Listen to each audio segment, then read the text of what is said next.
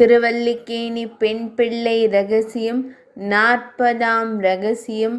சேற்றில் படுத்தேனோ மணக்கால் நம்பியைப் போலே. ஸ்ரீமன் நாதமுனிகளின் முக்கிய சிஷ்யரான உய்யக்கொண்டார் திருவடிகளில் ஆசிரயித்த 5 சிஷ்யர்களில் முதல்வர் மணக்கால் நம்பி. இவர் 6 ஆண்டுகள் ஸ்வாச்சாரியரான உய்யக்கொண்டார் திருவடிகளிலே அகம் சர்வம் கரிஷ்யாமி என்ற இளைய பெருமாளைப் போலே சர்வவித கைங்கரியங்களையும் பண்ணிக்கொண்டிருக்கையில் உய்யக்கொண்டாரின் தேவிகளான ஆண்டாள் திருநாட்டுக்கு எழுந்தருள திருமாளிகை கைங்கரியங்களெல்லாம் தமக்கே பரமாய் நடத்தி கொண்டு போந்தார்.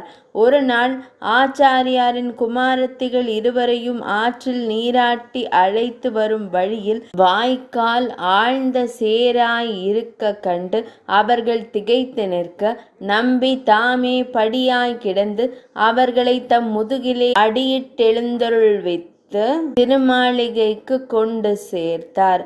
ஆசிரியர் இதை கேள்விப்பட்டு இப்படி செய்வதே என்று உகந்து மீண்டும் பரமார்த்தமாக துவயத்தையே அர்த்தத்துடன் அவருக்கு பரிசாக பிரசாதித்தருளினார். 6000 படி குரு பரம்பரை பிரபாவத்தில் உள்ளது.